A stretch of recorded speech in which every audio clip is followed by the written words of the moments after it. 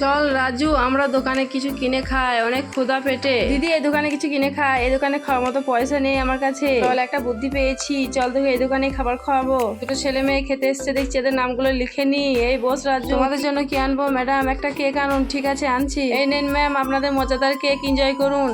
বাহ দিদি, কেকটা তো অনেক আমি খেতে, তুই একটু খা না। না, আমি খাবো না, তুই খা, তোর খেতে ইচ্ছে করেছে। প্রিয় ভাই ও বোনেরা, যদি এই বৃদ্ধ মা বাবাকে ভালোবেসে থাকো তাহলে ভিডিওটি লাইক করে চ্যানেলটিকে অবশ্যই সাবস্ক্রাইব করে দাও। একা একা বুদ্ধিটা এবার কাজে লাগায়, কাগজটা ছিঁড়ে ফেলে দিই। এই দোকানদার, এটা কি? এটা তো নোংরা পড়ে আছে, আমরা কেকের পয়সা দেবো না, এর মধ্যে প্রচুর নোংরা আছে। এইভাবে তোমরা কেক বানাও? সরি ম্যাডাম, আমরা চলে যাচ্ছি, আমরা কেকের দাম দিতে পারবো না। তুমি যাচ্ছ কোথায়? এখানে সিসি ক্যামেরা লাগানো আছে, সবকিছু ধরা পড়ে যাবে, চিন্তা করো না। এটা আমার ছোট ভাইয়ের জন্য করেছি, সরি আঙ্কেল, কিছু মনে করবেন না। ঠিক আছে, তোমরা ওখানে গিয়ে বসো, আমি টাকাটা দিয়ে দেবো, তোমাদেরকে আবারও একটা কেক খাওয়াবো। যাও ওখানে গিয়ে বসো। ঠিক আছে, তুমি যাও গিয়ে ওদের জন্য আরেকটা কেক নিয়ে এসো। এই যে তোমরা কেক খাও আর এনজয় করো। আবারও বলছি, সরি আঙ্কেল, কিছু মনে করবেন না। ঠিক আছে, কোনো ব্যাপার না, তোমরা খাও শান্তিতে।